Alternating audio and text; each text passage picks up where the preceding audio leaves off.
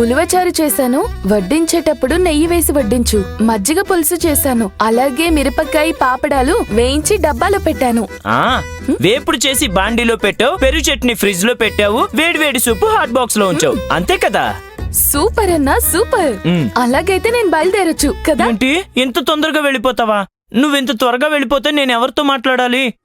మీ తమ్ముడు ఒక్కడే డాన్స్ చేయలేడా? ఒక్కడే చెయ్యొచ్చు, కానీ ప్రైజ్ రాదన్నా. ప్రైజ్ దేముంది? గెలిస్తే ఒక గ్లాసో ఒక ప్లేటో ఇస్తారు. నేనే ఇస్తున్నాను, తీసుకో. First prize. రేపు త్వరగా పనికొస్తాను. ఇప్పుడు నన్ను ఆపకండి. ఇప్పుడు నేను ఎవరిని అడిగి వెళ్ళాలి? ఇంట్లో ఎవరు కనిపించట్లేదు. నిన్ననే మిథిలా మేడంని సెలవు అడిగావు కదా? అవునన్నా, అడిగాను. కానీ వెళ్లే ముందు ఎవరికైనా చెప్పి వెళ్ళాలి కదా. అలాగే వెళ్ళడానికి నీకేమైంది? ఓ, నీకీ అన్నయ్య మీద నమ్మకం లేదా? అయ్యో, ఇక్కడ ఏమైనా పడేస్తానని నీ భయం, అంతే కదా? నేనేం పడేను. కావాలంటే నా చెయ్యి చూడు, గడగడ వనకట్లేదు. ఇంకా నమ్మకం లేదా?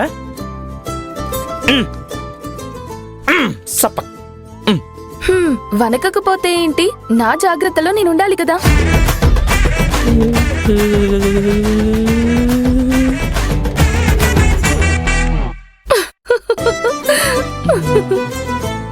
ఊరికే నిన్న ఆట పట్టించడానికి.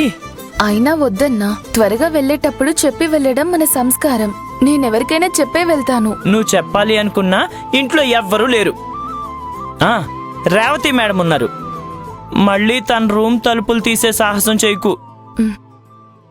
అవునా? రేవతి మేడం కాకుండా ఇంకెవరూ లేరా?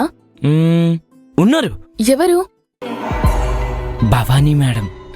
నీకు సెలవు వద్దు, పని చేస్తాను అని ఆశ ఉంటే ఆవిడికి చెప్పు, ఇక్కడే కూర్చోబెడతారు. అన్నా, నాకు వెళ్ళడం చాలా ముఖ్యం. అలాగైతే వెళ్ళు. నాకు చెప్పావు కదా, చాలు. నేను చూసుకుంటాను. ఈ ఇంట్లో నా అంత బాధ్యత ఉన్నవాళ్ళు ఇంకెవరైనా ఉన్నారా?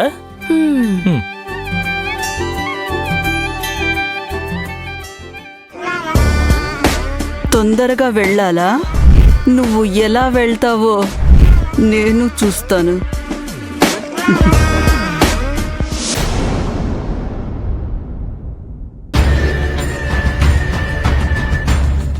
మిథిలా, ఎక్కడికి తీసుకొచ్చావో అదైనా చెప్పొచ్చు కదా. విరాజ్ భవిష్యత్తు గురించి తెలుసుకోవడానికి సాస్. విరాజ్ గురించా? సడన్ గా ఎందుకు మిథిలా? ఏమైంది? నాకెందుకో విరాజ్ గురించి ఆలోచన మొదలైంది అత్తయ్య. విరాజ్కి ఏమైంది ఇప్పుడు? ఇంట్లో జరుగుతున్నది ఒకటా రెండా సాస్.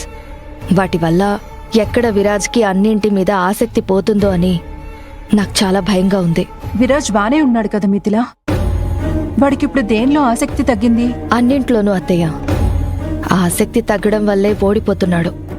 మొదట ఆఫీస్ విషయంలో ఓడిపోయాడు, ఆ తర్వాత పెళ్లి విషయంలో. ఇప్పుడు చూస్తే సంబంధాల విషయంలోనూ ఓడిపోయేలా కనిపిస్తున్నాడు. మిథిలా, ఆఫీస్ విషయం వదిలేసే. గెలుపోటములు ఇట్స్ వెరీ కామన్. ఇక రమ్యతో పెళ్లి ఆగిపోవడం వల్ల విరాజ్కి ఏ సమస్య కాలేదు కదా. ఇక సంబంధాల విషయానికి వస్తే విరాజ్ ఓడిపోవడమా? నువ్వు ఎక్కడో తప్పుగా అర్థం చేసుకున్నావు. లేదు సాస్, ఈ మధ్య విరాజ్ మీద వస్తున్న ఆరోపణలు చూసారా? దానివల్లే రమ్య విరాజ్ ఫ్రెండ్షిప్ తెగిపోయింది. విరాజ్, ఏంటి ఆటలాడుతున్నావా? ఇలాగే జరుగుతుందని ముందే చెప్పానా? అయినా ఎందుకు ఇలా పిచ్చి పనులు చేస్తావు? ఇకపైన నా ఫ్రెండ్షిప్ కావాలంటే ఫ్రెండ్షిప్ ని లిమిట్స్ లో ప్రవర్తించేలా ఉంటేనే ఉండు, లేదంటే నాతో మాట్లాడడానికి కూడా రాకు. ఎప్పుడూ విరాజ్ని ఒక్క మాట కూడా అనని అమ్మమ్మ విరాజ్ని చెంపదెబ్బ కొట్టారు.